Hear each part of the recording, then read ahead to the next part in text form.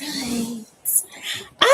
Happy New Year, girlfriends and boyfriends too. Holy moly, y'all. This is our first time going live directly from YouTube, and we were having some technical difficulties, but we're here, baby, right? We made it, y'all. Oh my God. Cheers to the New Year's, babe. We have arrived, y'all. So it is your girlfriend, Dr. K, and my love, my darling, Sean. And we're also known as the W. So for those of you who have been following us, we have our Girlfriendism lifestyle page where we post information, content, education, memories, experiences with our girlfriends traveling the world, and of course, just working on our own self-development. However, we've been a little bit quiet because we've been rebranding Girlfriendism. And then in December, we were traveling to Egypt for our Girlfriendism Love Egypt retreat. And so we just got back. So we're really busy with that in December. And we just got back in time for Christmas, Kwanzaa, and the New Year. So, baby, he's touching my leg and I can't figure out what it is. So you're just going to get the blooper. What is it, babe? What did I do? What did I do? Oh. Okay, y'all. So the reason that we wanted to come on today was to actually share our highlights from our Egypt retreat. So people have been talking about, the videos and the pictures that we've been posting on our social media. If you've been following us, you know that we're going to be posting a series of videos here, which we started to do. And so now this is our opportunity to share from both perspectives, girlfriends and boyfriends, because this was also our 1 year anniversary. So we celebrated it with girlfriends and boyfriends. So normally no men are allowed. Yeah, we kick y'all out. So we kick the boyfriends out. We infiltrated this. But for our 5 years, for our 5 years of the retreat and our first year anniversary, we decided to open it up to family. So with that, let's get started with what our favorites and not so favorite things were about Egypt. I wrote mine in my notes. So go ahead, baby. Yeah, I started because I didn't want to miss a thing. Okay, so before we even get started, one of the things I want to say is that I think that everyone, at least once in their lifetime, need to visit. I agree with that. Egypt. Yeah. Definitely need to. Yeah. At least once in your lifetime.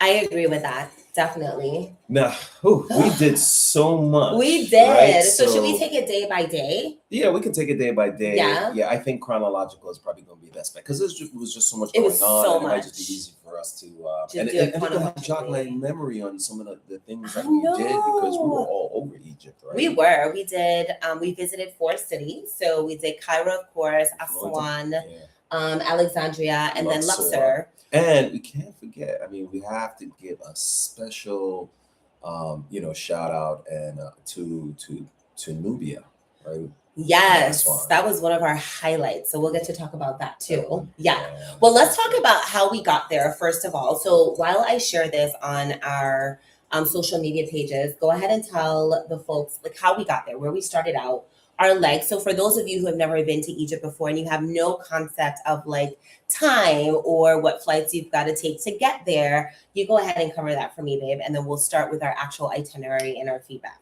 Yeah. Oh, you want to start from there? Yeah. Let's start from here in the Virgin Islands and getting to Egypt. So we're in the Virgin Islands, y'all. We know we're talking to you globally, but that's where we are. It started in the mid-1980s. Oh, babe, when your mom and your daddy got together and had you. You're gonna have Carmen blushing. Whatever, right? Babe. From an ancient Egypt deity. Oh my goodness. Well, that's a little too early. Okay. No. All right. So let's fast forward, right? And then let's get all that happened. Yes. And then we got married in 2024. Yes. And we eloped. We went to. We didn't plan to elope though. Let's be clear for our friends who are watching. We didn't know that we were going to elope. That's not how the story started. So give them the full truth, baby. Give them the full truth. Well, we were in St. Lucia. We decided to get married while we were out there. Right. But since we weren't celebrating with family, we said that for our first year anniversary, that we were going to travel. Yes. And we thought about Egypt since your name is Egyptian. I follow the ancient Kemetic spirituality, so Yes. we decided to do it in Egypt. Yes. Okay, good job. So a year later, so we put this out into our Girlfriendism community. So the girlfriends were expecting us to travel. They knew that we're going to Egypt, and we opened it up to, like we said, the boyfriends, right? Or to men. So we actually traveled with our children. We were missing our oldest one, Jazzy. We missed you. We're gonna have to get you there. And we had some girlfriends that traveled with their children as well. We had some of the guys that came. So for us, starting in St. Croix, we had to go to Miami first.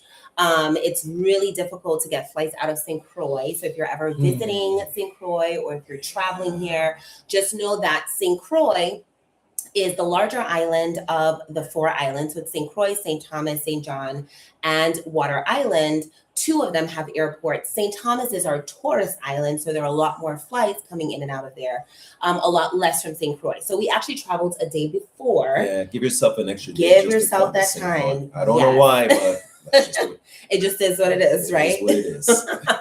So we overnighted in Miami to make sure that we could catch our flight heading to Egypt. So we actually did ITA Airways. Okay. I am going to leave that for another review, for another video where we talk about airlines that you want to travel and don't want to travel. That'll be another video. Yeah. But we did ITA. It was nice to, well, just know that there is an ITA, right? So that's Italian travel airline. I could be getting that wrong. It was my first time. It was my first time traveling with them. I didn't even know. So it's an Italian airline. So we actually traveled from Miami to Rome. We had a 1 or 3 hour layover going and coming. Right. And then we head over into Cairo. So it was about 2 days to get there, but it was so worth it. And so when we arrived at Cairo, that was our opportunity to actually meet all the people that we've been communicating with for almost a year. For a year. So we're going to get to the Cairo piece, but just as a background for those of you who have been considering going to a Girlfriendism retreat or have never been to one before, there are always key elements in every retreat, right? We started this movement from a boutique. So as you can see, the style and the fashion, we always include shopping opportunities, shopping and supporting local artisans. So we did that on this trip. We always include culture because we are St. Croix, which is a cultural island. So culture and history and education is very important. So we always include that. And of course, as a dancer, we always choose locations that are active or tours that are active as well. So we did a little bit of that.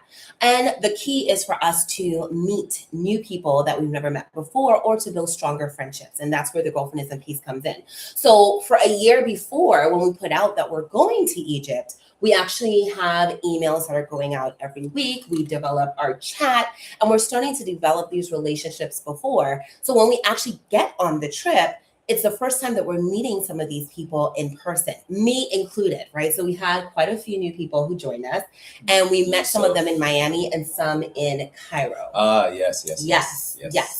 So that was the first experience, is of course getting to put faces and names and physical energy to the people that we've been planning this trip with for a year. So once we met with them that night, our first day was to the Grand Egyptian Museum. Yeah. Ooh, so go ahead, baby. Tell us what was your highlight from the Grand Egyptian Museum. Well, I shared this on Facebook and social media. Egyptian Museum. You know what I think what I really enjoyed the most was going through the various kingdoms, right? Of the old kingdom, the Middle Age, and the historical part of it. Yeah, but going through the different phases of how Egypt has just changed over the years, and just seeing some of the artifacts, right?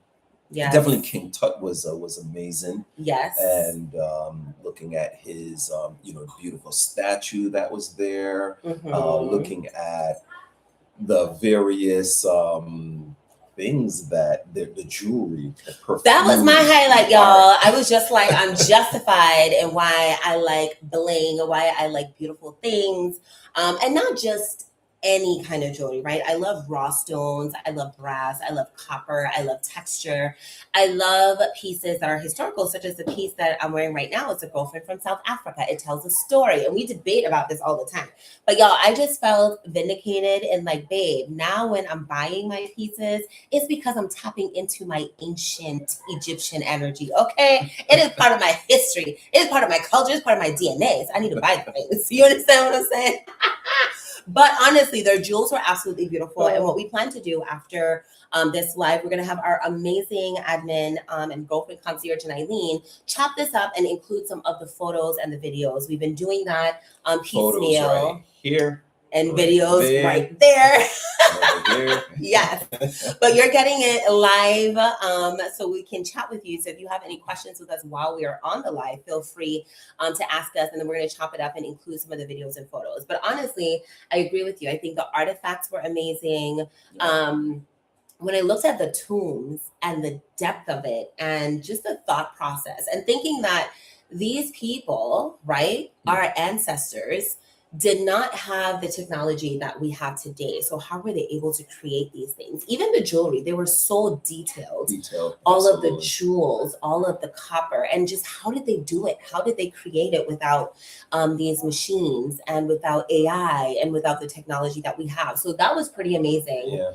And I think our tour was about 3 hours. And honestly, we could have spent all day. We could have spent all day in that Grand Egyptian Museum. So that is a must do for anyone who goes. I will say this is where I'll probably insert one of the things that I didn't like so much or that was interesting, particularly on this day. Okay. So as walking through the Grand Egyptian Museum, we could see where there was Kemet, right? We can see where there were hieroglyphs, and we could see the Ankh. We could see all of these symbols and messages that took us right back to truly ancient Egyptians and Africans, right? Mm-hmm. However, it took maybe 4 days, 3 to 4 days, I feel like, before Egyptians were acknowledged as Africans. And so, we had that banter going, I think, for a while with our tour guide, and also just, with the information that was being presented, where often a reference would be made that would say, these were the ancient Egyptians, or these people were not Egyptian, they were African. And we're like, but Egyptians aren't African because Egypt is in Africa. So that was really interesting. And so one of the things I think it's so important for people who are going is to have an understanding of your history before you go, right? So you can filter. Yeah. What do you think, baby? Well, for me, definitely, I had my lens on, and there was some translation, right? So mm-hmm. coming from the ancient Kemetic spirituality and understanding ancient Kemet, and when you start listening to the deities or the principles that they call the gods, mm-hmm. you have to sort of change it around to really understand what they're talking around. I need to speak a little louder. Yeah, baby. Mm-hmm. Oh, okay. You sound muffled. I don't think our mic is on too. I don't think this mic is on. Oh. Yeah. So, I certainly had my my filter on when it came to understanding the different aspects of how ancient Egypt, and what Egypt is today. Mm-hmm. So you certainly have to be well aware of that. Right. Because essentially it's been colonized. Oh, yeah. Absolutely. It's been colonized. It's, the primary language there is Arabic. The mm-hmm. primary faith is Muslim, right? Most people who are there now are, they follow the Muslim faith. Mm-hmm. And ancient Egyptians, it was the ancient Kemetic spirituality. So it was very different. Right. So having that filter is so important. And we'll probably do a separate video on, what drew you to that spirituality and how it connects us as well as a couple. But definitely a must do. So we're not saying don't do it. We're just saying having some information before you go can help you to also filter the information that you're getting. I think our group was definitely a fun bunch to go with. So we had our girlfriend, Mama Makeda, who was like, we gonna get this straight, okay? She was like, Egypt is Ethiopia's what? Youngest daughter. Yeah. And we're going to, I think both were coming up at the same time, but they were certainly a lot of, influence there. Yes. So, and when you look at the various, and you're going to hear me, talk about that a lot, the various dynasties that were in Egypt, right? And the way that how they've just changed from the ancient Kemet, right, where they had the influence from all the other surrounding African countries around, mm-hmm. and then when the Ptolemies came in, right? So then there was a conquest of the Greeks and the Romans. It's just so much. It's really detailed. It's just really detailed. So you have to, just understand that timeline. Yeah, absolutely. Yeah. Well, that was amazing. I think if I were to go back, or if we were to go back, Luxor and Aswan are definitely my favorites. So we'll get to that and why that is. But if, I had to go back to Cairo, I would take some more time to go through the ancient Egyptian museum. And I honestly thought about my dad a lot. My papa is an artist. He's the one who named me, right? So I'm Kanuma, and that's influenced by Kanumra Amenja. And so that is the Egyptian god who formed the human body on the potter's wheel, which made sense for him as an artist and really makes sense for me as a dancer. So I was able to really hone in on what that meant and really have an understanding of Amun Ra, and that being the sun god, and the importance of illumination, and just, I feel like that's what Girlfriendism is. We're bringing light into the world. So all along, my name has been guiding my work in this world, but it was good to really bring the two together, the history and my name and the purpose in the work that we do. It's funny, right? Because when we were on the trip, right, we'll hear the sun god. Yes. But you just said something so important about bringing light into this world, right? So the creation and birth. So again, you have to go deep and understand those subtexts. Absolutely. So and like you said, bringing light into this world. Yes. That's creation. That's creativity right there. And that is. And that's what Girlfriendism is. So that was awesome. So that was day one. And then we also toured some other areas on that day. Perfumery, we did the perfume store. So that was day one where I almost lost my wife, right? From what? Oh my God! Yes, he was not catching Habibi, brown sugar. Oh my gosh! Listen, tell you that them Egyptian. They were hitting on me, and he didn't even know. He was like, "No, you. I want to be you. I want to be you." So it was interesting. Those guys, I tell you. They were ready to make you wife number 5. You're right. Number 5, number 6, child. I was like, no, we're not having that. But it was good. So what we learned is that some of the high-end perfumes that we paid buku dollars for, Coco Chanel, Dolce & Gabbana, right? Yeah. That they actually source the essence of their scents from Egypt. Did you know that before we went there? No, I did not. Right? I didn't know that either. Yeah. So what's really cool is that we met the family that is responsible for creating these essences. Yeah. And they allowed us to try different essences. And of course, they gave them really fun names. So there was one that was named Nefertiti. There was one that was named the Lotus. There was one named Arabian Nights. That's the one that Sean likes. Why? Because the guy said Arabian Nights, it's a reverse pyramid. It goes 1, 2, boop. So he likes the reverse one. So that's what I've been wearing to bed every night. Have you noticed? Have you noticed when I put it on? Yes. Yeah. Okay. All right. Now, has it been getting you the reverse pyramid? Happy New Year. Happy New Year, baby. All right. So it works, y'all. The good thing about it, though, is that unlike the perfumes that have alcohol and they're not healthy for you to put on your skin or even on your clothing, very quickly. They evaporate quickly. We were able to travel with some of them and bring it back because it's the essence. So the essence I'm actually able to put on my body, put on our bed sheets, on our linens, and it doesn't stain. Papyrus, lotus, just some really nice. A lot of nice. And there were some there for pain, like if you have pain that you can massage into the body, or that you can inhale. So we've been using that since we've been back. I'm even still a little nasally, but that has been great. So that was fun to do. And then of course we went to the cotton shop because why? Egypt is known for their thread count, baby. Well, in the boom boom room.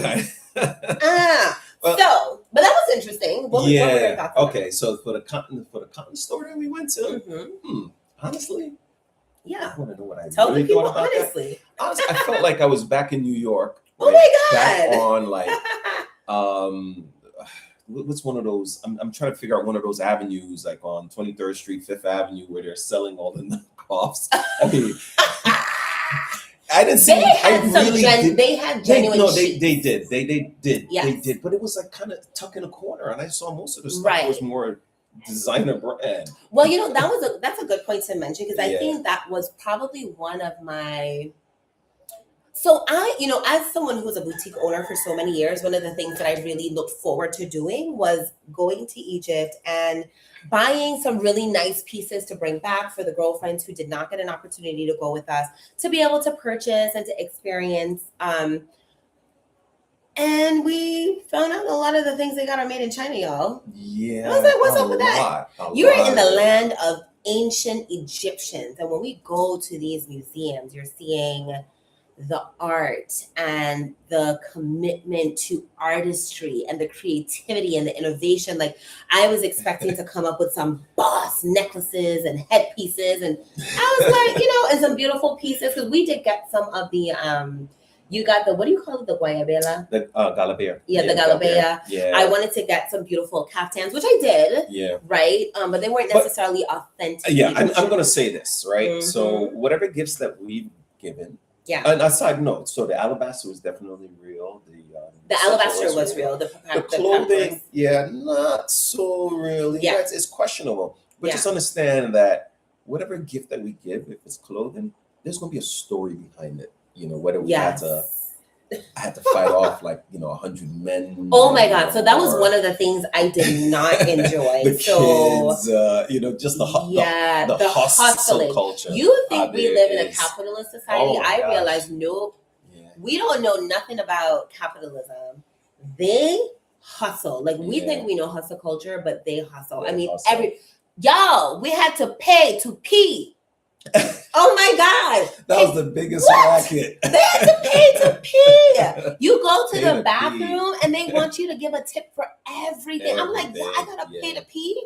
I didn't make myself this way, right? So that threw me, and it got to the point where I was just like, soft rebellion. I'm like, I'm not gonna pee. I'm gonna hold it because I refuse, And they're everywhere. Everywhere. And this is why sometimes we can be upset, right? Sometimes when we see folks from other countries, the cultures, they come here and they work their asses off. Yeah. They work their asses or their butts, excuse me. They work their butts off. It's girlfriendism, it's freedom of speech. Okay, perfect. Because this is where they come from. Yes. And they know what it takes to put in that work. And we gotta appreciate that. Yeah. Because, it can be feast or famine for them, at some point. Right. So. Right. And so we did, that was one thing I can appreciate with our group, is that we did tip pretty much everywhere that we went. Absolutely. Because we met up with some other groups of people who were traveling, and they were rather rude. They did not acknowledge the people who were there. Okay, but you know what? Let's get to some positives, though, because I feel like we're talking about all the negatives now, and I don't want you to get the impression that you should not go to Egypt. I think sometimes when you have an experience, sometimes the things that were least pleasant always stand out more than the things that were pleasant. So we're going to redirect this conversation. So let's get back on track. So we said definitely a yes and must for the Grand Egyptian Museum, one of the largest museums in the world. Right. We definitely say yes to getting those essential oils. In the world. That's what they say. Right. Grandest is in the worlds. In the worlds. I love it. So definitely a yes, must do. Take some time to do that. If you can spend an entire day, especially if you appreciate art and history, you're gonna love that. The essential oils, it's amazing to hear the story, to understand how it was created, how it was made, and to be able to purchase it directly from the people who make it, from the family, and to be able to support them economically that way. That's a must. The cotton. And the shopping, a little bombastic side eye, right? Check it out, check out the labels, make sure that it's actually authentic before you purchase. It's definitely not a shopping place, which I'm going to talk about this because we're going to talk about some more highlights. But part of the reason I feel that is because the voice of women is very much subdued. And so we'll get to that, because where you find women are elevated, you're going to find beauty, which means you're going to find fashion. So we'll talk about that a little bit later. But on to day two.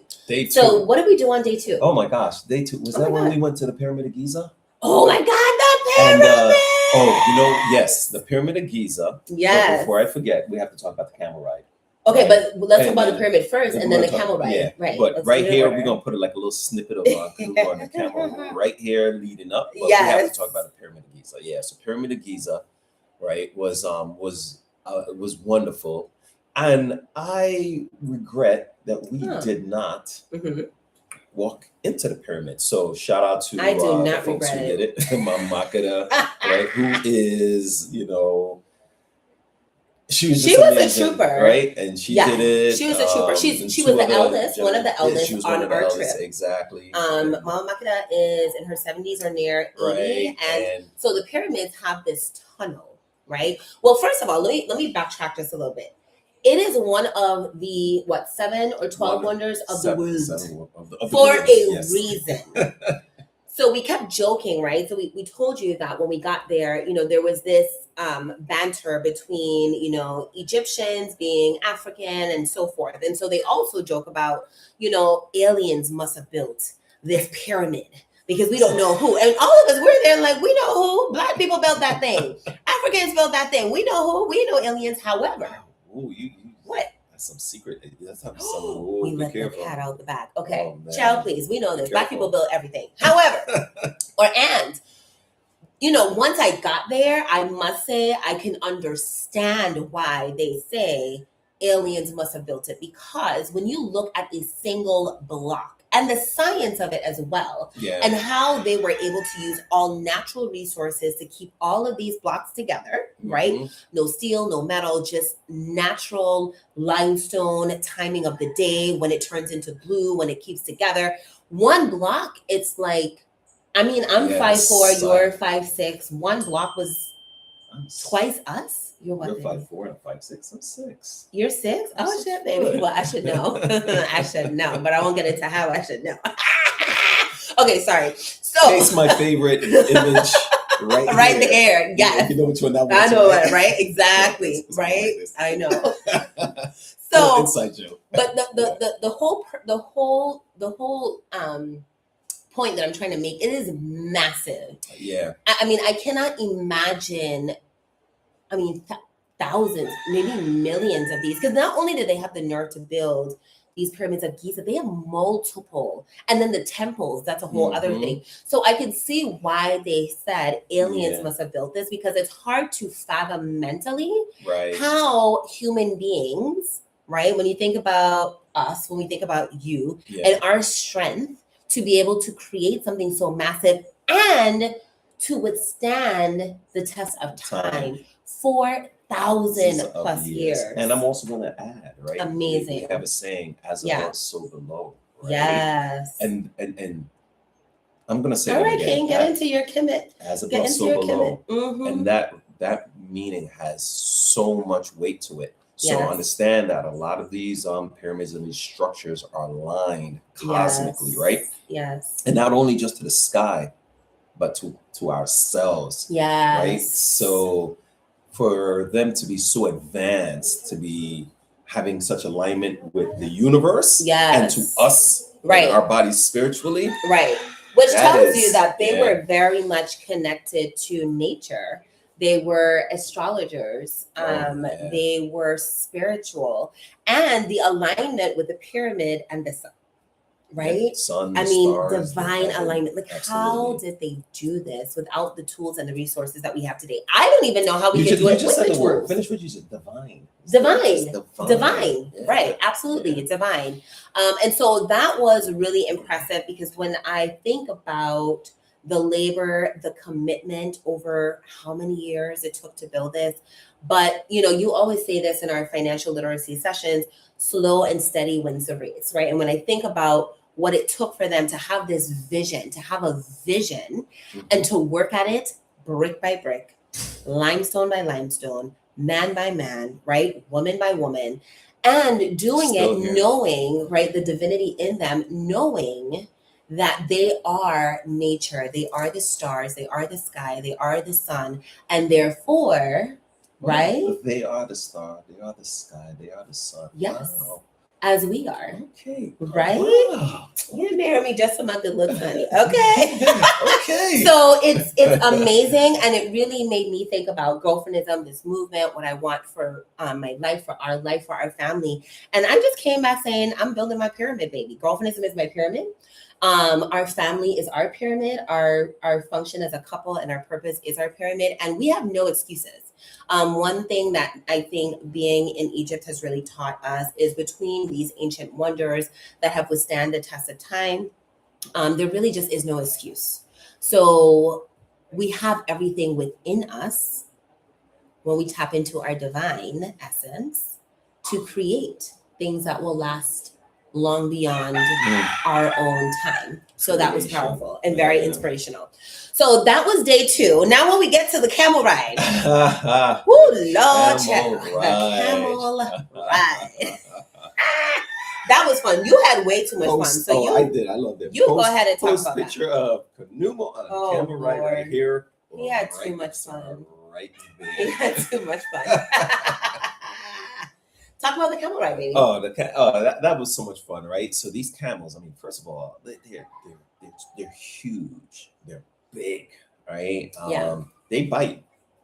They do. So we all decided to go, most of us decided to go on this camel ride. Well, and they're very tall. I don't know how many people realize how tall they are. And so when we were on there, it felt like I was on a 2-story building, to be quite honest with you. And when he stood up, I was just like, oh my God, right? But it's beautiful. And again, when I think about the connection that our people had to have even with all living things, not just with other humans, but with all living species, because it was a camel that was their subway. That was their transportation. For my Sigma brothers. Okay, that's it. Stay focused, baby. No. Oh, I'm very focused. They know what I'm talking they know? about. Well, you can't be doing no inside jokes that only the Sigmas know and the girlfriends don't know. Now, I don't know what that means. Anyway, y'all, right? So, the camel ride was amazing. Most of us did it. Not everyone did. But it was beautiful, again, to think about how did our ancestors make it from point A to B in the ancient world, right? Camels were definitely a part of it. They remind me of giraffes because they're really, really tall. They have this clumsy elegance to them. They do. Yeah, That's a nice way of putting oxymoron. it. Yeah, that is a nice way to put it. Clumsy elegance. Yeah. My nose is twitching. Ooh.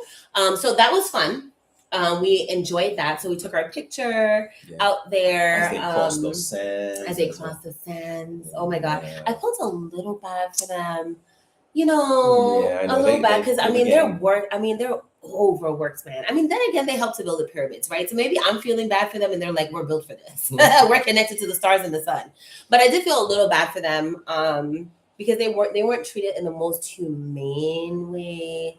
You can tell that they were there. They're capitalizing. They're the real capitalists, right? But we had a really good experience with that. And then after we did the camel ride, what did we do, baby? I'm gonna bring up our itinerary. We ate at the buffet. Yep, we ate at the buffet. What is the food like in Egypt? Oh, I love the food in Egypt. I'm vegan. And he's vegan. So I certainly didn't have any issues when it came to eating. Yeah. I mean, I enjoyed the falafel, as they say, some of the best falafel in the world. First, I had some of the best falafels. Yes. A lot of olives and. I did enjoy like I want to say like a Mediterranean influence. And I think that's what I liked about it. A lot of fresh food options, so that was good. And what was cool is, so we stayed at the Hyatt place. Oh my God, darling. Oh, the Hyatt, yeah. Darling. Hyatt was nice. That was nice. It was nice. That was nice. As I said to our travel partners, Culture Holidays, because I am an independent travel agent. So Girlfriendism Travel coordinates all of these.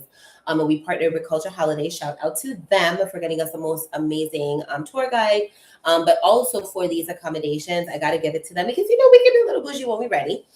We, want to explore all of the wonders of the world, but we want to do it with some luxury. And so where we were, are where a lot of the billionaires live in Cairo. Yeah, it was a compound. It was a compound. Yeah. It was absolutely beautiful. But what I loved about it is, while they were very Americanized, if you will, they had 2 menus. They had the American menu, and then they also had the Egyptian menu. And so the first night, they gave us the American menu, But as Caribbean people, we're like, where the Egyptian food at? Because we're here for the culture and for the people. So they loved us. They loved us because we really embrace the culture. And that's one thing I would say. Brown sugar, right? That's one thing I really appreciate about our group. And I think with us, a lot of us are from the Caribbean, and many of us are from the Caribbean but live in the U.S., but we have a deeper appreciation for culture. So one of the things that we do not do is go into any country expecting an American lifestyle or American food or American way of doing things. We're going to embrace the culture. We're going to embrace the culture. We are going to greet them in the way that they greet each other. We're going to respect them in the way that they communicate. Salam alaikum. Yeah. And shukran for everything. So we said thank you for everything. Okay, so did you no, I was gonna say, did we use shukran more or la shukran more? So that was interesting. So our tour guide gave us the do's and the not to do's. And when he first said, shukran means thank you, and I said I will definitely use that because we were gracious to everyone who just made this experience amazing. Absolutely. From the moment we landed. It was truly beautiful, a VIP experience. Really nice people. Really nice. Really, yes. They really. Yes. I mean, they don't get it. Like we were talking about the pushing and the hustle culture. Yeah. But really nice people. Yes. Really very nice accommodating.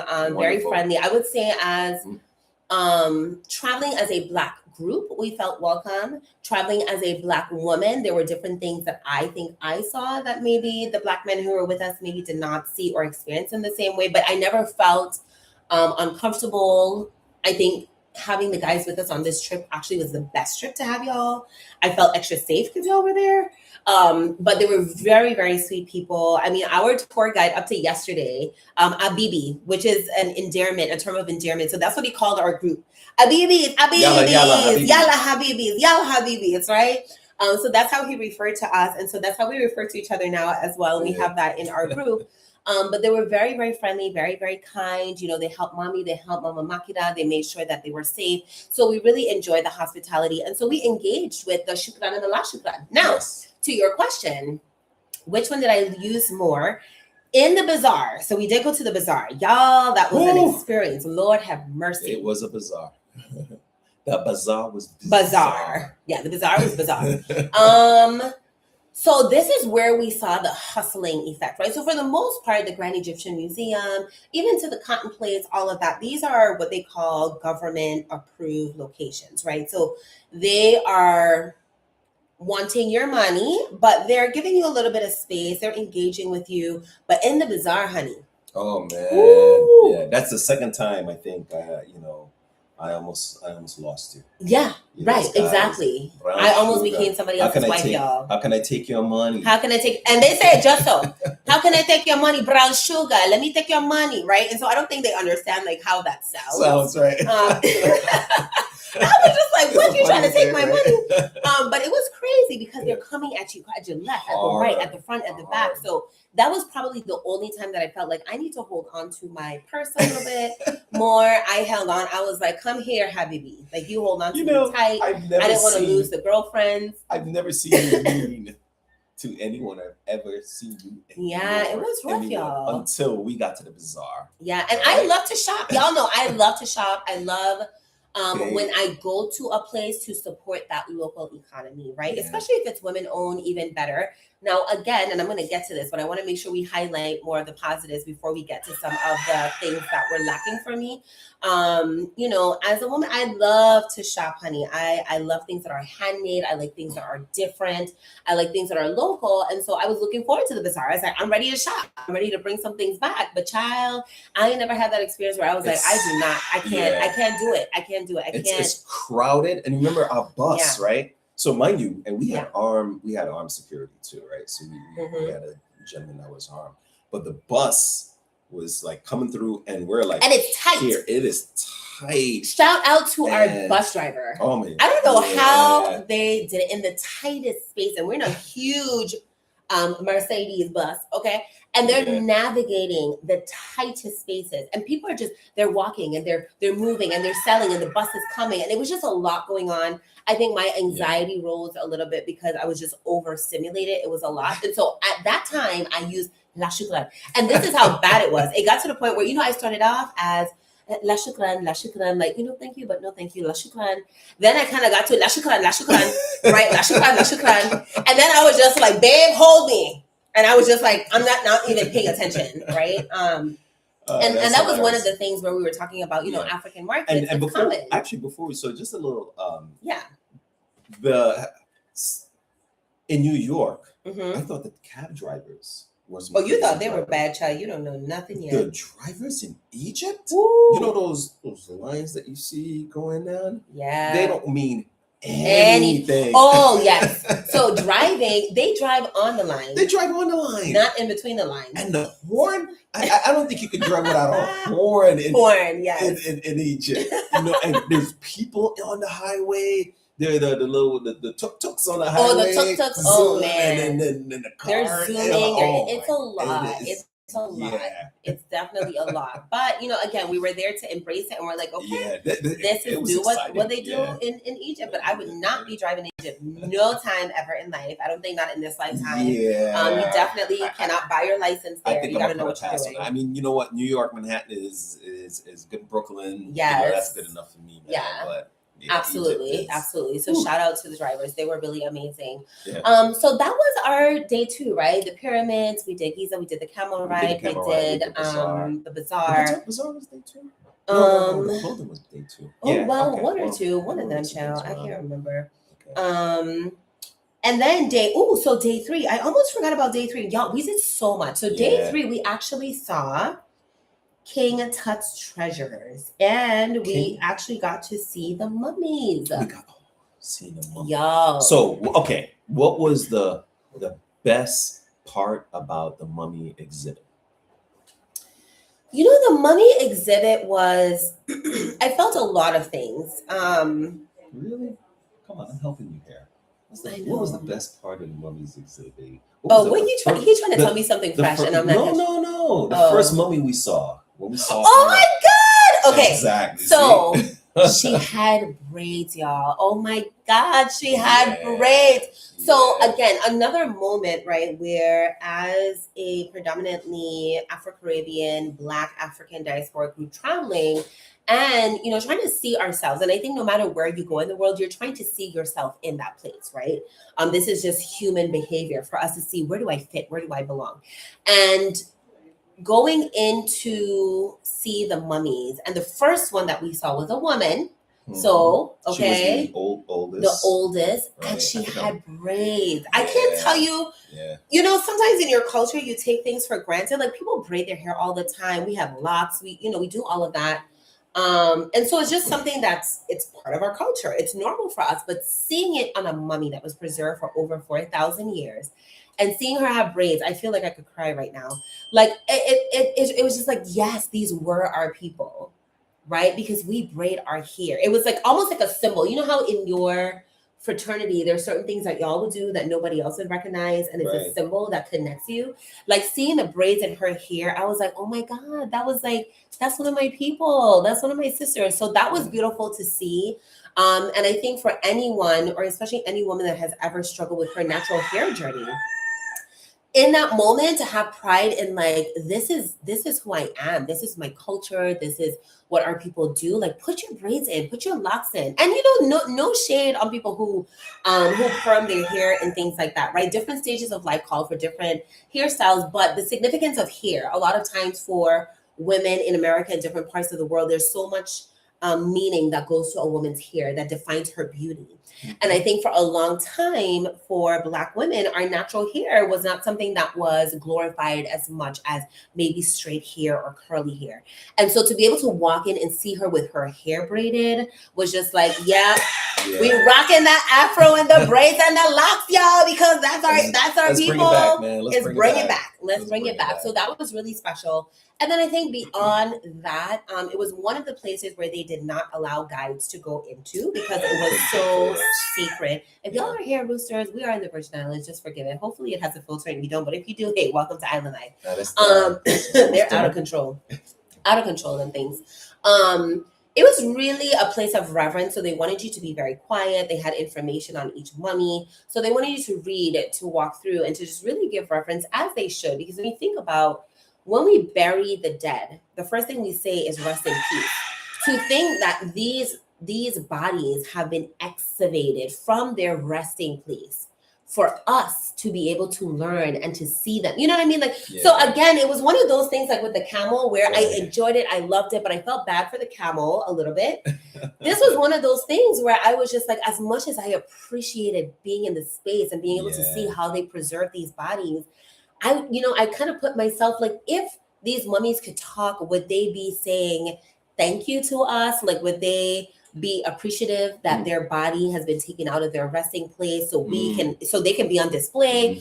Or would they be like, bitch, put me back in my hole where I'm supposed to be? Like, this is, what would they say? That is true. And it just reminded me that we did skip a little bit, or it might have been that day, but when you were just talking about the bodies and the mummies and us getting to see them, and when we went to the papyrus. The papyrus. Oh, did we forget? That was maybe day 3. I think that was day 3. Yeah, might have been. Was it the same day or the day before? But one of the papyruses that we did pick up was the one of the Maya and the Judgment. Oh my gosh! Right? Should I go get it while you tell them about it? Yeah, because we have it. We can show it to you. But tell them why we got that one. Why we got that. Oh, you mean because of the glow in the dark? Where the actual story of justice and balance. Yeah, so I'm gonna go get it. It's Ma'at, and I'm gonna use something that a lot of people know, but it's a little bit of a misnomer about the 47 laws of Ma'at, which there was never really such a thing as the 47 laws of Ma'at. That was just something that's new age that was brought up today. However, we do have that picture on the papyrus of the the judgment of Ma'at, Osiris. I'm still trying to remember all the different deities that were there, but of course the story of the heart and the feather, and your heart has to be pure enough that it's going to be lighted in a feather, right? And then when you think about that story, think about where that story is. I got a couple things. Okay, yeah. So let's start with the. Well, go ahead. Keep telling the story as I talk about it, because I have so many things in here. Yeah. No, I need that picture of. For justice. Exactly. Okay, and we have Black history. You just gave the secret away with the justice. I did. Okay. So, and Black history is in there too. Oh yeah. Okay, so we're gonna save this one right there. Yeah, so we'll show you what we came back. So one of the things that I love, y'all, about art is that it withstands the test of time as well. And I appreciate it because my papa is an artist, like I said. Okay. There we go. And so we can pass this on to our children. Okay, can you see it? The Judgment. What's this? Osiris over here. I don't remember the details, maybe, but I'm trying to remember. What I loved about this too is that there's the feather. I don't know if you can see it. Bring it up closer. Right. So what is cool about this is you can also, it glows in the dark. So in the day, you're seeing some of the major the goddesses. It's 1, 2, 3, 4, 5, 6, 7, 8, 9, 10, 11, 12, 13, 14. Right? Yeah. So, and I think they represented the 14 different, I want to say provinces of Egypt. And it's one of the only art pieces that have all of these gods in one place at the same time. And so, for me, I think the significance of this was that justice is very important to me. So if you've been following Girlfriendism's work, we also have our nonprofit Hope. And it's also part of my history as an advocate as well. The justice is just very important. Being a fair person is very important. It's also one of the things that attract me to my husband because it's a value that's very important to him as well. So I think that's one of the reasons why this spoke to us as well. Yeah. And then I'm going to show the Black history. Oh, yeah. This one. And it glows in the night. So it turns into the pyramid in the night. And then this was another one of those. It's going to be a little controversial, baby. I don't care. This is another one that was really, I think, brought it home for us. And we're going to get these framed. And we got it co-signed while we were there, right? So it says, before there was any history, there was Black history. So I think this was the first time in the trip. Right, going through Grand Egyptian Museum, going to the Tuts, going to see the mummies, all of that. where we're seeing clearly that they're acknowledging Black people as the ancient Egyptians that are responsible for building ancient civilization. And this was important for us, not only for our own validation, our own connection, but also for our children to be able to remember this. And I think that's one of the deeper parts about coming to Egypt is if you have forgotten of your brilliance, forgotten about your power and your strength and your greatness, if you've forgotten about the God in you, you go to Egypt and you see what our people have built, you will be reminded at once. We got to start speaking the truth, right? And hika, that word of hika. And we were talking about, truth, right? From this earlier preface that we just showed, but we have to speak the truth, people. Yes. Right? We have to talk. Yeah. And what I love too is clearly they're melanated. So that was another thing. You can see in the Grand Egyptian Museum, there were, again, a lot of artifacts that represented people that were more of my skin tone, and that's what they call the Egyptians. And then only when they talk about Nubia would you see our melanated folks. And we know that our people come in all shades, but it was good to see the representation of the actual melanin so that it's very clear that we are the ones that built this ancient civilization. So we brought these home. Absolutely. We're going to get them framed. This also glows in the dark. So these are some of the special pieces that we got. And I'll just mention this one, even though it's out of order of when we saw it. And then we can jump into what you just mentioned about Nubia. Yes, because that was a highlight, y'all, was Nubia. Yeah. So, and then we also went to the alabaster. We went to an alabaster studio where we got to see the process of making actual authentic alabaster versus what they call alabaster faster. The ones that are made by machines versus the ones that are actually hand cut. So we had an opportunity to see some of the men making the alabaster by hand. And it's truly an art, and learning about the significance of the alabaster as well. And even in the Bible, they talk about the alabaster box, right? Mm-hmm. So one of the things that my hubby got for me was the ankh. The ankh, which is a very important, symbol, right? Yes. So we definitely. Thank you. You're welcome. We spared no. We certainly. We said we got to bring this home. We're gonna bring that one home. Yeah, we got to bring this one home. Well worth it. Yeah. Absolutely. So that was amazing. So this is just the 3 days that we've been in Cairo, by the way. And so, like I said, we're going to take this slide, we're going to chop it up and put it into chapters because there's so much. And I think having the pictures and the visuals really helped to bring it to life. Yeah. But this was just day 3. So of course, after doing all of this for day 3, so we're looking at like 8 to 10 hour days here. Yeah. By day 4, we were like, we're hopping on a flight now. So not yet. Not even, baby. No, we got 2 more days. 2 more days in Cairo because we had a free day. So as a wellness movement, that was something that was really important. For me, when I looked at the schedule, I was like, okay, we need to have a free day in here because after having people going, and you're also taking in a lot of information. So this is where the mental health side of me is like, people need an opportunity to process. They need space. We're dealing with time change. We're dealing with lots of information, getting adjusted to new people. Excuse me. So it was important for us to have a rest day. And at that time, people were able to go further into things that interest them, whether it was going back to the Grand Egyptian Museum, going to do more shopping, getting a massage, and just relaxing and taking in the energy and the sun of Egypt, right? So that was beautiful. And then we went to the revolving tower. Remember? We went to the revolving tower in Cairo. The tallest structure in Cairo. Looking over the Nile. Yes. So we're actually on an island within Cairo. This is where we got these papyruses of our names. Yep. This one here. So we got a guy who wrote our names in hieroglyphics and told us what our names meant. So that was really special. So we did that for each of us, and we had dinner there, and that was great. So we had a free day, and then we went there as a group to have dinner and end the day together. And we drove to Alexandria. You almost forgot about that. Y'all. That's right. Oh, Alexandria. Alexander the Great. Yes, his conquest. What do we want to say about Alexandria? Alexandria was far compared to Cairo. Mm-hmm. It was a nice. We got to see the catacombs. Yes, which was nice and interesting, and has influence from the Greeks. So that's where you see the Greek influence. Alexander, and they were revered, from what I understand, and I got to do my history and learn.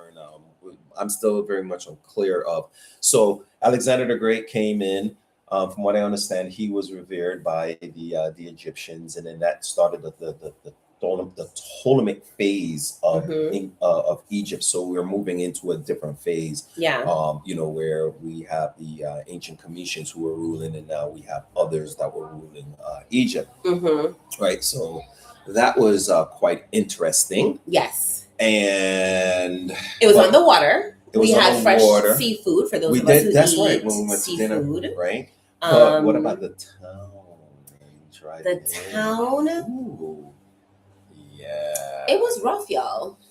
It was rough. And I think, this is why having expectations for yourself is a good thing. Having expectations of anything else is not good, because then you can be disappointed. So for me, as being that we went to Greece in 2022, and Greece was absolutely stunning and beautiful, when we added Alexandria to the tour, I knew that there was Greek influence. I was expecting beauty.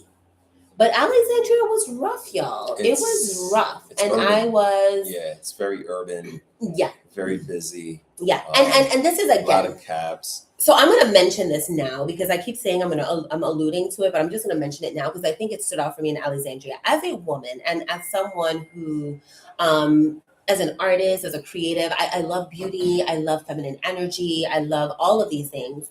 And one of the things that disappointed me is that the women just were not, they were just pretty much non-existent. The staff, if you notice, at Cairo was a little bit better. There was maybe one or two at the front desk, but everyone else were men. Our tour guide was a man. Even at the perfume place, it was the men presenting, the men taking the money, and women were just kind of on the sidelines. And that really made me sad. I'm here building this global love and liberation movement for women, and women just were not really present. And Alexandria made me think about that, because, like I said, wherever you find women, you're going to find beauty. And what was sad for me is that in Alexandria, it became very apparent to me that it was a very functional city. So you have buildings that are just there for the functionality. It's a place to lay your head. It's a place to have a business. It's a place to eat. There was just nothing architecturally beautiful or appeasing. And being in Egypt of ancient civilization, well, and at the least juxtaposition with what we saw in we went through, Cairo, they did say it's a vacation destination, right? A lot of people come out there because it's by the water, and a lot of people are out there. But at least what we saw by the catacombs, it was rough. It was really, it was a little rough, very urban, very urban area. Yeah. So, but still a lot of history. So definitely something worth seeing, worth doing, checking out the catacombs. And again, when you have an appreciation for history and culture, just seeing the intersection of the Egyptian history and the Greeks, and even how the Greeks either incorporated the Egyptian history or tried to. Yes, that's really interesting. And when we had a lot of the images that we see, right, on. It's just pictures in general on online on the websites, right? Sometimes you have to understand how they have erased. It's almost like what was it? Painters an erasure. When they take a blank canvas, and then there's something that was initially on it. Who was it? Van Gogh, one of those big artists that used to do that. Would create over. So they would take the original structure and then they'll add their own flavor to it. When you're taking a look at the columns that were probably lotus, and then they became more Corinthian, so you can see the influence that was original, and then how it was just changed. So that was interesting to see the erasure of Egyptian history. And so that's why, again, it's really important to have different sources of knowledge, different sources of information, because you ask the Egyptians of modern day Egypt, you're going to get one history. You ask ancient Egyptians or the Nubians, you get a different story. So it's really important to have different sources of information. But shout out to our tour guide. Oh, he was amazing, and he was versed. He was versed. I will say he was versed in everything. Brought a lot of it together. So his lens were from different perspectives. So he did his best to include all of it. Yeah, and he has a degree in Egyptology, so he was very versed. I mean, down to the very hieroglyphs and to the symbols in every temple. Right. He could give us the story. So it was really in depth. So Egypt is not a place that I recommend doing by yourself. No, definitely go with a guide. Go with a guide. Go with someone who has history. Go with friends. Go with a group. I don't recommend it, honestly, for a group of women. I'm really grateful that this was the one. That was our family trip where we had men with us. I just seeing how non-present or visible women were. I don't think I would have been comfortable as a leader of a group, taking a group of women there by ourselves, having the men there, honestly, like in the bazaar and different places that had a lot of military. I saw myself like, where's my husband? Okay, where's Rodney? That's one of his Sigma brothers, who was like a towering teddy bear. You know, Joshua and Jeremiah, you know, they really helped us to feel safer. Not that it was not safe. So don't get me wrong. But again, energy is a real thing. And that patriarchal energy was very heavy. That militant energy, depending on where you were, was very heavy. And so I really appreciated having the men there. When they saw Rodney, I know they were like, yeah, right. And certain places I had a lot of lines and tours and things like that. And that was another benefit of having a tour guide, is we did not have to do a lot of lines. Even when we came into the airport, he took care of our visas, so we didn't have to wait. It was like a true VIP experience. So we're really grateful for that, because that saved a lot of time. It was time we could spend in our hotel, time that we could spend out in the community. But there may be one or two, like Edfu, and we'll get to that, that had some lines where we were trying to get to the front of the line and people were bum rushing. And I was constantly looking over the shoulder like, where's my husband at? Where are our guys at? You know, we got this. But that's just the 4 days. That was just 4 days. So now we get to the part that we actually really loved. Oh man. So let's start that. Our morning started at 4 o'clock. Oh my God. We started at 2. 2. So they picked us up from our Cairo hotel at 2:30. Okay, keep going. I think at 2:30 or 3 in the morning. So we now were getting ready to leave Cairo and head over to Aswan. So we had to get up early in the morning, get to the airport. So we were in the domestic flights area of the Cairo airport. So it's kind of like if you're in the Virgin Islands, our seaborne. So you didn't have to go through the same level of security, but lots of people traveling inner city. So we left early in the morning, got to the airport, checked in, flew over to Aswan. I think we arrived at 7. And then we started our full day of touring. And so the first place that we went to was the Great Dam, which was an amazing experience to see the largest man-made dam in the world, as they say. Again, Egypt, this place of just innovation and just to see what manpower and humanity can create. So the largest dam in the world.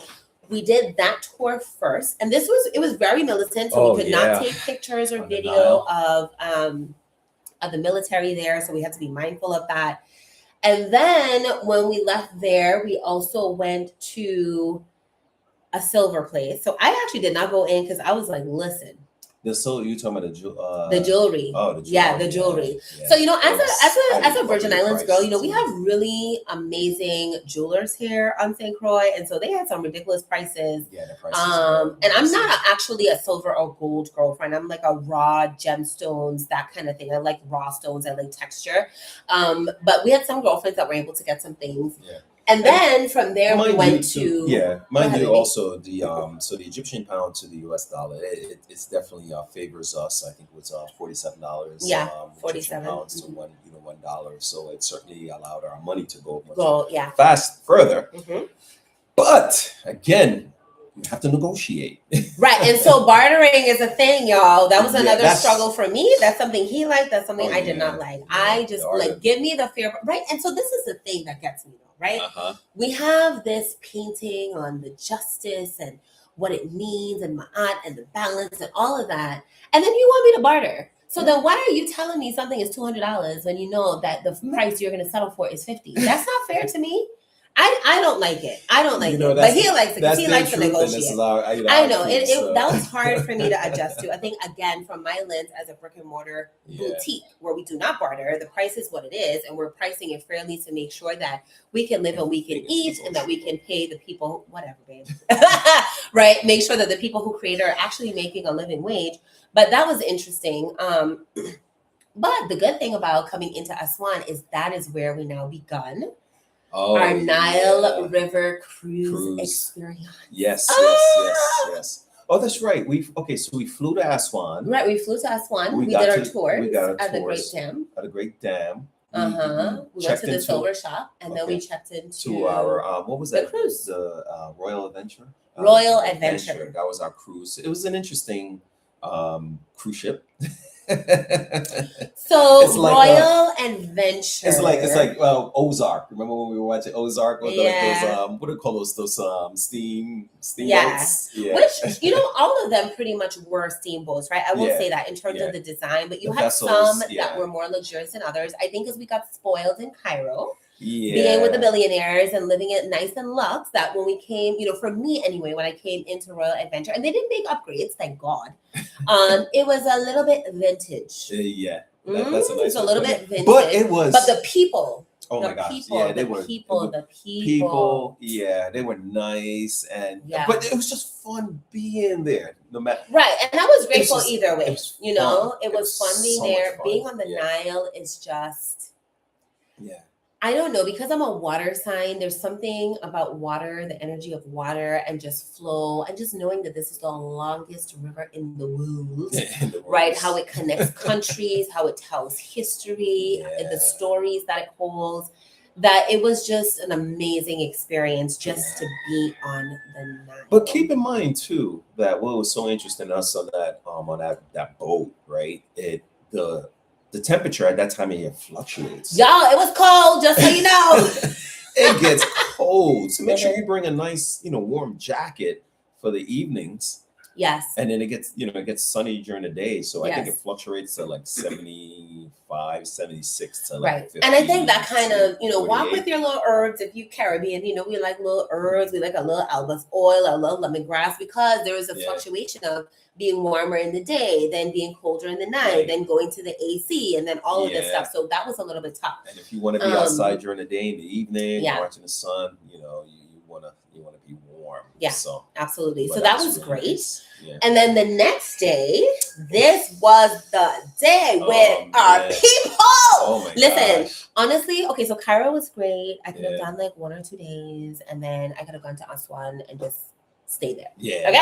So the experience itself, let's talk about when we got on. So first of all, you got to take a boat. So getting off our boat, and we took our little So this little boat was in between these larger cruises, and right? You should see them the way how they were navigating it. I thought that guy would have gotten crushed. I know. Yeah. And they're pushing off these big vessels.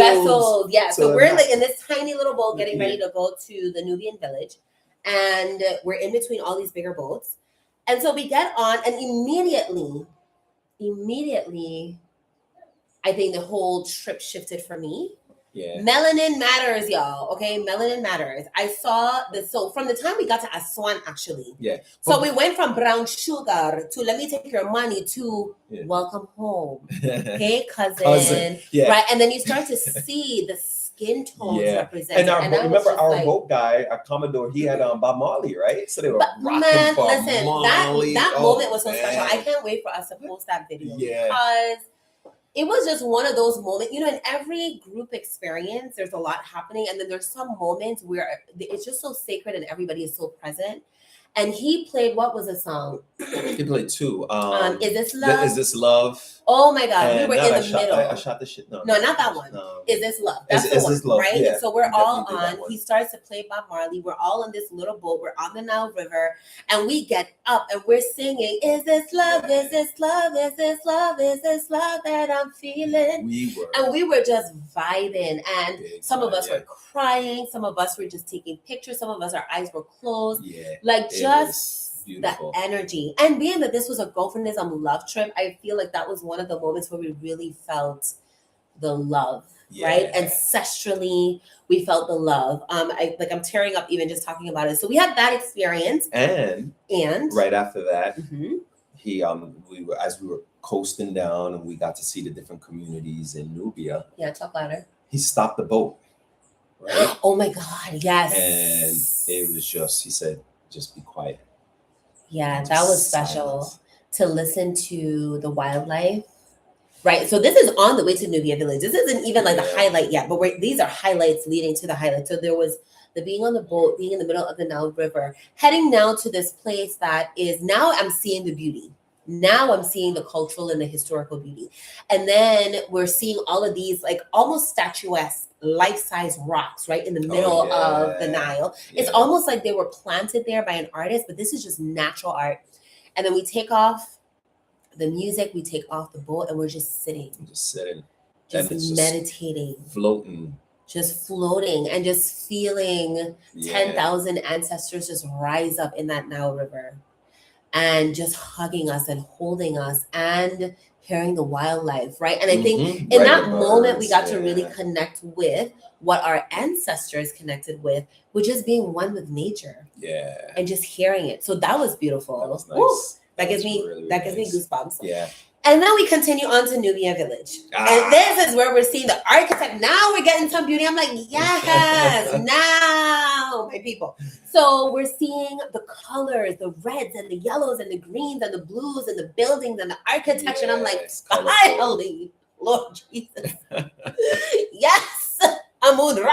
We're seeing the sun. So the first thing when we got off, we hit the ATM, right? We're making sure we get our Egyptian pounds and because we getting ready to spend some money here. We're going to spend some money. Yep. Right. And so we come in, it's again, hi cousin, hey family, welcome home. And we're walking in, there are all these beautifully colored buildings. And what I loved. The school? The school. Nice, the school. I still remember how to do number 3. Really? What is it? Whiskey. Well, of course you would remember that. So we went to a school. So the school was actually in session as we were there. So this Nubia Village, there are people selling. It's a market. There are restaurants. There are people coming in and out, but they're living amidst all of this. So we go to a school that's actually in session, and we sit down like students in a classroom. And what was beautiful that I loved, and I would love this for our people in any Black community, especially. And we have some of this at Complex. I really love that at my high school where there's art.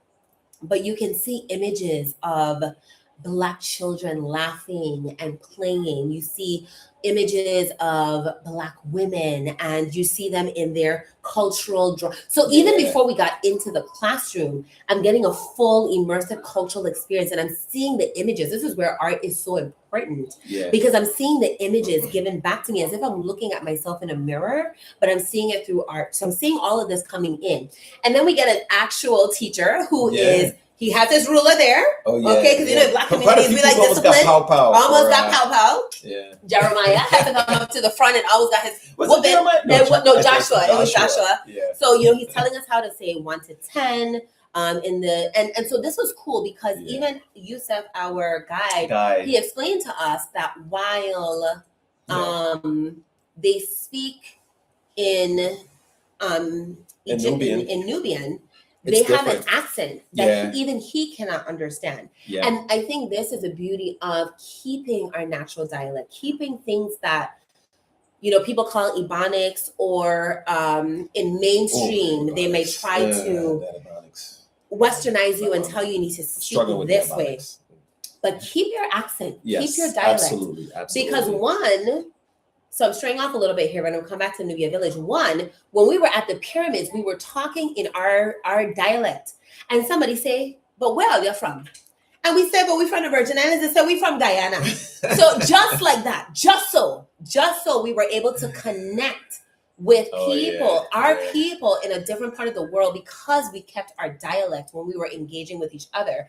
And so the same thing in Nubia, they have kept their dialect alive. Yeah. And this is symbolic of the importance of language and communication. It's unique to them, but it also is a pinpointer when you're in other places of the world.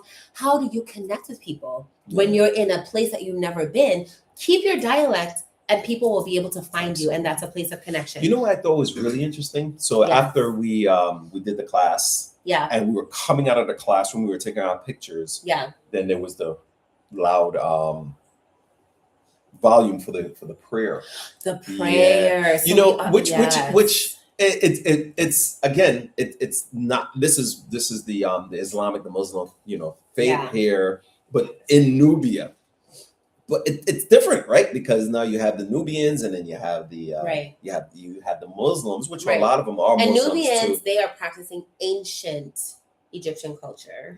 Some of them, a great deal of them are, even though a lot of them are also Muslims too. But there was something beautiful about hearing when there was a call to prayer. It was a little interesting, weird being where you were.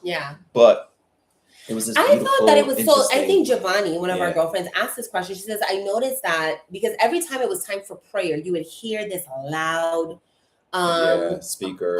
A speaker would come on, and you could hear it through the town. I don't know if they were chanting or singing. It sounded maybe like chanting. That would signify this is time for prayer." And, I think sometimes when people think about Egypt, they think about what's happening in that part of the world with war and extremism. And so I think some of us maybe were expecting everyone to stop what they were doing and literally pause and pray.